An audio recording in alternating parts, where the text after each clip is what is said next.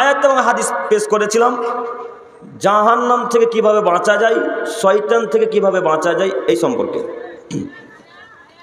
আজকে আমাদের আলোচনার আয়াত এবং হাদিস পেশ করা ছিল শয়তানের কাজকর্ম থেকে, জাহান্নাম থেকে কিভাবে বাঁচা যায়। একটু আমার দিকে লক্ষ্য করুন। আপনি যদি জাহান্নাম থেকে বাঁচতে চান তাহলে সর্বপ্রথম নিজেকে আগে অন্যায় কাজকর্ম থেকে বিরত রাখতে হবে। যদি আমরা জাহান্নাম থেকে বাঁচতে চাই তাহলে আমাদেরকে যে কোনো মূল্যে অন্যায় কাজকর্ম থেকে বিরত থাকতে হবে। অন্যায় কাজকর্ম থেকে যদি বিরত থাকতে পারি তাহলে আমরা জাহান্নাম থেকে বেঁচে যাব ইনশাআল্লাহ। ইনশাআল্লাহ কেন? মহান আল্লাহ তাআলা বলেন, ওয়ালতাকুম মিনকুম উম্মাতুন ইয়াদউনা ইলাল খায়র। আদমের ছেলে মেয়ে শোনো, তোমাদের মধ্যে এমন একটা দল থাকা উচিত যারা মানুষকে কল্যাণের দিকে ডাকবে। ইয়ামুরুনা বিল মারুফ, যারা মানুষকে সৎ কাজের আদেশ করবে। ওয়ানহাউনা আনিল মুনকার, মন্দ কাজে বাধা প্রদান করবে। উলাইকা হুমুল মুফলিহুন, তারাই হবে সফল মানুষ, তারাই হবে ভালো মানুষ। বাণী কার? বাণী কার? বাণী আল্লাহর। এই আয়াতে দুইটি কথা অতীব গুরুত্বপূর্ণ।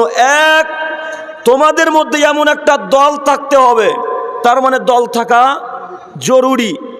দল থাকা জরুরি। ওই দল থাকা জরুরি যেই দলের নেতা আপনাকে কোরআন এবং হাদিস মোতাবেক চলতে বলবে, সেই দল থাকা জরুরি। ওই দলে থাকা জরুরি নয় যে দল নেশা দ্রব্য মদ পান করতে ব্যস্ত রাখবে এবং আদেশ করবে, সেই দলের মুখে লাথি মেরে দেওয়া লাগবে, তাই না? আল্লাহ তাআলা বলছেন, তো ওই এক দল থাকবে যেই দল মানুষকে কল্যাণের পথে ডাকবে, অন্যায় কাজে বাধা প্রদান করবে। এবার আপনাকে আমি বলি, আপনি সমাজকে পরিবর্তন করবেন বা জাহান্নামের আগুন থেকে বাঁচবেন বা আপনি শয়তানি কাজকর্ম থেকে বাঁচবেন, তাহলে আগে নিজেকে পরিবর্তন হওয়া লাগবে না? কথা বলেন একটু। তাহলে আগে নিজেকে পরিবর্তন হওয়া লাগবে, তাহলে আমরা সমাজ পরিবর্তন করতে পারবো, তাহলে আমরা জাহান্নাম থেকে বাঁচতে পারবো, তাহলে আমরা শয়তান থেকে বাঁচতে পারবো। এবার আপনাকে আমি বলি যে সমাজ যদি পরিবর্তন করতে চান তাহলে আগে নিজেকে পরিবর্তন হওয়া লাগবে। সমাজ যদি পরিবর্তন করতে চান তাহলে নিজেকে আগে পরিবর্তন হওয়া লাগবে একটু। আপনি গ্রামের সর্দার সাহেব, সর্দার বলেন না মোড়ল বলেন আপনারা? সর্দার। আপনি গ্রাম্য সর্দার সাহেব, আপনি গ্রামের সভাপতি সাহেব বা ক্যাশিয়ার সাহেব এই মসজিদের আন্ডারে বা কোনো একটা মসজিদের আপনারা সভাপতি, আপনারা সর্দার সাহেব, আপনারা সবাই এক জায়গায় বসে আলোচনা পেশ করছেন, বলছেন সমাজকে পরিবর্তন করা লাগবে, সমাজে মদ গাঁজা উঠিয়ে দিতে হবে, সমাজে তাস জুয়াকে উঠিয়ে দিতে হবে, সমাজে ভালো কর্ম করতে হবে, এরকম আদেশ আমাদেরকে করতে হবে। এরকম আদেশ যদি আমরা এখন করতে চাই বা আপনারা যদি করতে চান তাহলে আগে নিজেকে, সর্দার যারা আছে, যারা দায়িত্বে আছে, তাদেরকে আগে নিজে পরিবর্তন হওয়া লাগবে, তাই না? এখন কোনো দায়িত্বশীল যদি বলে গ্রামের প্রত্যেকটা যুবক ছেলেদেরকে, প্রত্যেকটা মহিলাদেরকে 5 ওয়াক্ত সালাত আদায় করতে হবে, প্রত্যেকটা ছেলে মেয়েকে, প্রত্যেকটা যুবতী নারীদেরকে বা প্রত্যেকটা বাড়ির সদস্যকে যাদের সাধারণ জ্ঞান আছে তাদেরকে 5 ওয়াক্ত সালাত আদায় করা লাগবে, এই কথা যদি কোনো সর্দার, কোনো মোড়ল বলে, আর সেই সর্দার, সেই মোড়ল যদি সালাত আদায় না করে, তাহলে তার কথার কোনো মূল্য থাকবে? তার কথার কোনো মূল্য থাকবে না। এই জন্যে তার কথার কোনো মূল্য থাকবে না। এখন যদি কোনো সর্দার বলে, এই ছেলেরা তোমাদেরকে 5 ওয়াক্ত সালাত আদায় করা লাগবে যে কোনো মূল্যে, তখন একটা ছেলে উঠে গিয়ে বলবে, ও সর্দার সাহেব, আপনি যে নিজেই নামাজ পড়েন না, বলবে না? তো সমাজ পরিবর্তন হবে? সমাজ পরিবর্তন হবে না। সমাজ পরিবর্তন করতে লাগে নিজেকে পরিবর্তন করুন। বিশেষ করে দায়িত্বশীল যারা, আপনাদেরকে অনুরোধ করে বলি, আপনিই পারেন সমাজকে পরিবর্তন করতে। আপনিই পারেন মদ গাঁজা উঠিয়ে দিতে পারেন, মদ গাঁজা উঠিয়ে দিতে পারেন এই ঔরঙ্গাবাদ থেকে। আপনিই পারেন হারাম কাজকর্ম উঠিয়ে দিতে পারে, হারাম কাজকর্ম উঠিয়ে দিতে আপনি পারেন, তাছাড়া কেউ পারবে না। কেন? দায়িত্বশীল আপনি।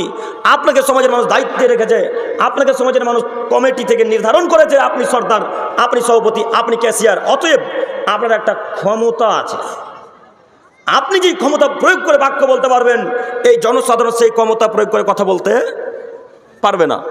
তাই অনুরোধ করে বলি, নিজে পরিবর্তন হওয়ার সাথে সাথে সমাজকে পরিবর্তন করার চেষ্টা করুন। সমাজ পরিবর্তন হলে দেশ, গ্রাম উন্নতি হবে, মসজিদ পরিবর্তন হবে, ঈদগাহ পরিবর্তন হবে, ইনশাল্লাহ এটা আমরা আশাবাদী। অতএব আপনাদেরকে আমি অনুরোধ করে বলি, নিজে পরিবর্তন হওয়ার পর ওই কাজকর্মে আদেশ করুন, ছেলেদেরকে আদেশ করুন, বাড়ির আরও সদস্য যারা আছে তাদেরকে অনুরোধ করে সালাত আদায় করতে বলুন। 1 2 যে কোনো মূল্যে অন্যায় কাজে বাধা দিতে হবে, বিশেষ করে যারা দায়িত্বশীল মানুষ তাদেরকে আগে অন্যায় কাজে বাধা দেওয়া লাগবে। একটু আপনাদের এই ঔরঙ্গাবাদে কোনো একটা জায়গাতে কোনো লোক মদ বিক্রয় করছে, বা কেউ গাঁজা বিক্রয় করছে, বা কেউ হিরোইন বিক্রয় করছে। এই গ্রামের প্রায় মানুষই জানে যে আব্দুর রহমান মদ বিক্রয় করে, এই গ্রামের প্রায় মানুষই জানে যে আব্দুল করিম গাঁজা বিক্রয় করে, এই গ্রামের প্রায় মানুষ জানে যে আব্দুল জব্বার হিরোইন বিক্রয় করে, এবং সর্দারেরাও জানে। কিন্তু সর্দারেরা এই লোকটাকে বাধা দিল না। সর্দার এবং সভাপতি ক্যাশিয়ার যিনারা আছেন ইনারা এই লোকটাকে বাধা দিল না। এই লোকটাকে যদি এখন অন্যায় কাজে বাধা না দেওয়া হয়, সর্দার, সভাপতি, ক্যাশিয়ার কেউ যদি বাধা না দেয় এবং গ্রামের কোনো মানুষই যদি বাধা না দেয়, তো আল্লাহর পক্ষ থেকে আযাব নেমে আসবে। কার পক্ষ থেকে? আল্লাহর পক্ষ থেকে আযাব নেমে আসবে। যখন আযাব ঔরঙ্গাবাদে চলে আসবে, তখন গ্রামের সর্দার, গ্রামের মোড়ল, গ্রাম্য ইমাম সাহেব, গ্রাম্য চেয়ারম্যান যারা দায়িত্ব আছে এবং সমস্ত গ্রামের মানুষ রবের কাছে দোয়া করবে, রবকে বলবে, ইয়া রব, হে আমাদের প্রতিপালক, তুমি আমাদের ঔরঙ্গাবাদের উপর থেকে আযাবকে উঠিয়ে নাও।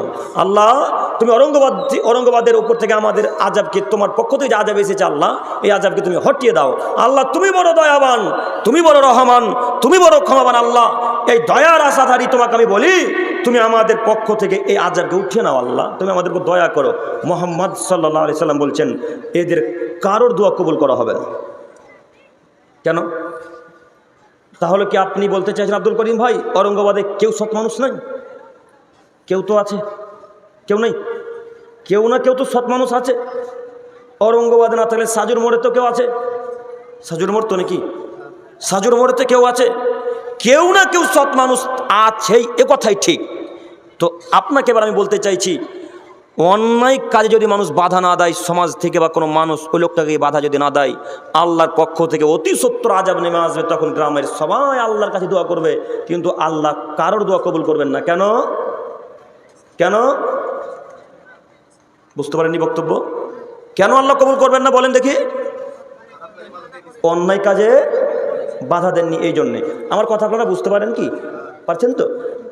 অন্যায় কাজে বাধা যদি না দেন, তাহলে আল্লাহ আপনার দোয়া কবুল করবেন না। বাণী মুহাম্মদ সাল্লাল্লাহু আলাইহি সাল্লামের হাদিস আমার কাছে আছে। অতএব আপনাকে আমি বলতে চাইছি, কোন মানুষ জানে না যে বিড়ি বিক্রয় করা হারাম? কেউ জানেন না আপনারা? একজন হাত তোলেন তো, যে জানি না। হাত তোলেন না গো। কোন মানুষ জানে না যে গাঁজা বিক্রয় করা হারাম? জানেন না আপনারা? জানেন। কোন মানুষ জানে না যে ওই তিরাঙ্গা, মুন্না খৈনি, কি বলো ওইগুলোকে গো, তিরাঙ্গা, মুন্না খৈনি বিক্রয় করা হারাম? কে জানেন? হাত তোলেন দেখি। জানেন না আপনারা? না জানেন কি? জানেন। এগুলো তো আরো অনেক পাপ আছে, এগুলো সাধারণত বললাম। মদ বিক্রয় করা হারাম, আপনারা জানেন না? আপনাদের গ্রামের লোক মদ বিক্রয় করে না? করে। একদিনও বাধা দিয়েছেন? বাধা দেননি। বিশেষ করে প্রত্যেকটা মানুষকে বাধা দেওয়া লাগবে। প্রত্যেকটা মানুষকে বলতে হবে, ভাইয়া শুনেন, আপনি মদ বিক্রয় করিয়েন না ভাই। যদি কয় লাগে সাজুর মোড় থেকে বাইরে গিয়ে, ঔরঙ্গাবাদ থেকে বাইরে চলে গিয়ে অন্য কোথাও মদ বিক্রয় করতে হবে। এই গ্রামে মদ বিক্রয় করা যাবে না। এই বাক্য সর্বপ্রথম বলতে হতো যারা দায়িত্বশীল তাদেরকে। কেন দায়িত্ব তাদেরকে দেওয়া হয়েছে? একটু এবার আপনাকে বলে একটা হাদিস পেশ করি। আনাস ইবনে মালিক রাদিয়াল্লাহু তাআলা আনহুর হাদিস, সহিহ মুসলিম মিসকাতের। আনাস ইবনে মালিক রাদিয়াল্লাহু তাআলা আনহু বলেন, রাসূলুল্লাহ সাল্লাল্লাহু আলাইহি ওয়াসাল্লাম বলেছেন, আলা কুল্লুকুম রাইন, আদমের ছেলে মেয়ে তোমরা শোনো, প্রত্যেকটা মানুষ প্রত্যেকের জন্য দায়িত্বশীল। প্রত্যেকটা মানুষকে আল্লাহ তাআলা দায়িত্ব দিয়েছেন। অকুল্লুকুম মাসউলিন আন রায়াতিহি, এবং প্রত্যেকটা আদমের ছেলে মেয়েকে তার দায়িত্ব সম্পর্কে কিয়ামতের মাঠে জিজ্ঞাসা করা হবে। প্রত্যেকটা আদমের ছেলে মেয়েকে, প্রত্যেকটা আদমের ছেলে মেয়েকে তার দায়িত্ব সম্পর্কে জিজ্ঞাসা করা হবে। বাপকে জিজ্ঞাসা করা হবে তার ছেলে মেয়ে সম্পর্কে, মাকে জিজ্ঞাসা করা হবে তার ছেলে মেয়ে সম্পর্কে, স্বামীকে জিজ্ঞাসা করা হবে তার স্ত্রী সম্পর্কে, মাকে জিজ্ঞাসা করা হবে তার ছেলে মেয়ে সম্পর্কে। এক কথায় যে যা দায়িত্বে আছে, যে যা দায়িত্ব আছে, প্রত্যেকটা লোককে আল্লাহ তাআলা কিয়ামতের মাঠে জিজ্ঞাসা করবেন। এই কথা যদি আল্লাহ তাআলা ওখানে কিয়ামতের মাঠে বলেন, ও ঔরঙ্গাবাদের সর্দার সাহেব, ও জঙ্গিপুরের ক্যাশিয়ার সাহেব, ও ডাকবাংলার সর্দার সাহেব, আপনাদের গ্রামে মদ বিক্রয় হচ্ছিল, আপনাদের গ্রামে গাঁজা বিক্রয় হচ্ছিল, আপনাদের গ্রামে হিরোইন বিক্রয় হচ্ছিল, একদিনও বাধা দিয়েছেন? একদিনও গিয়ে নিষেধ করেছেন? তখন আপনি বলবেন, লা, আল্লাহ আমি বাধা দিইনি। তখন আল্লাহ তাআলা আপনাকে জাহান্নামে নিক্ষেপ করবে। তখন কি করবেন? কথা বুঝতে পারেননি মনে হয়। কথা আমার বুঝতে পারছেন কি? দায়িত্ব সম্পর্কে প্রত্যেকটা মানুষকে জিজ্ঞাসা করা হবে। দায়িত্বে যারা আছে তাদেরকে সর্বপ্রথম নিষেধ করা উচিত। তাদেরকে নিষেধ করা উচিত যে ভাইয়া যদি বিক্রয় করাই লাগে ঔরঙ্গাবাদ থেকে উঠে গিয়ে দূরে কোথাও বিক্রয় করতে হবে, সাজুর মোড় থেকে উঠে গিয়ে দূরে কোথাও বিক্রয় করতে হবে। আমাদের ঔরঙ্গাবাদ সাজুর মোড়ে তুমি এই হারাম কাজকর্ম করতে পারবে না। বাধা যদি আমরা না দিই সেটা আমাদের অহংকার, সেটা আলাদা বিষয়। বাধা যদি না দিই সেটা আপনাদের ব্যাপার, আপনাদের অহংকার আছে তাই বাধা দেন না। আপনি হয়তো মনে করছেন আব্দুল করিমের বলার কাজ বলবে, আল্লাহ নবী বলার কাজ বলে চলে গেছেন। কি হয়েছে? কি হয়েছে? কি হয়েছে বুঝতে পারেন না তো? ক্যালিফোর্নিয়া পুড়ছে এখন আগুন, দেখতে পান না ইউটিউব ফেসবুকে? ক্যালিফোর্নিয়া পুড়ে না গো? কথা বলে নাই নারা, পুড়ছে তো। তো ওই যে আগুন এখন তাদের শহর জ্বলছে, কালকে ঔরঙ্গাবাদ জ্বলবে না তার কোনো গ্যারান্টি আছে? যে যেই পরিমাণ অন্যায় কাজ সেখানে শুরু হয়েছিল, যেই পরিমাণ অন্যায় কাজ সেখানে শুরু হয়েছিল, জেনা থেকে শুরু করে যা যা কাজ হারাম কাজ কর্ম আছে সব ওখানে চলতো। জানেন আপনার ইতিহাস? প্রায় লোক ইতিহাস জানে, বিশেষ করে যারা 4G 5G ফোন ব্যবহার করে।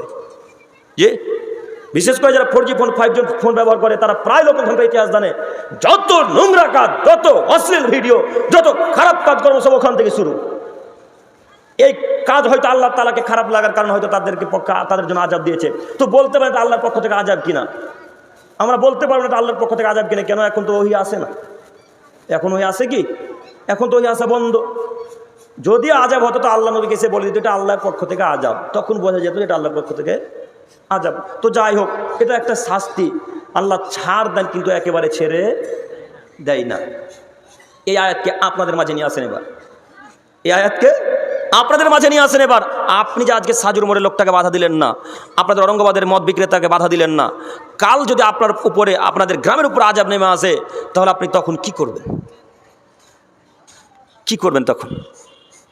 সম্মানিত দায়িত্বশীলগণ, আমি আপনার ভাইয়ের মতো, সম্মানিত দায়িত্বশীলগণ, আমি আপনার ছেলের মতো আপনার কাছে আমি অনুরোধ করি, আপনাদেরকে আমি অনুরোধ করে বলতে চাইছি যে আপনি যে কোনো মূল্যে তাদেরকে বাধা দেওয়ার চেষ্টা করুন, যে কোনো মূল্যে। আব্দুল করিম ভাই, বাধা দিতে পারছি না, ওরা আমাদের থেকে শক্তিশালী মানুষ। আব্দুল করিম ভাই, বাধা দিতে পারছি না, ওরা আমাদের থেকে শক্তিশালী মানুষ। তো পদ এখন ছেড়ে দেওয়া লাগবে, সর্দারি পদ থেকে ছেড়ে চলে আসতে হবে, সর্দারি পদ ছেড়ে দিতে হবে, সভাপতি কেসের পদ ছেড়ে দিয়ে বাড়িতে এসে বসে থাকতে হবে। তবু সর্দারি আর করবো না ইনশাল্লাহ।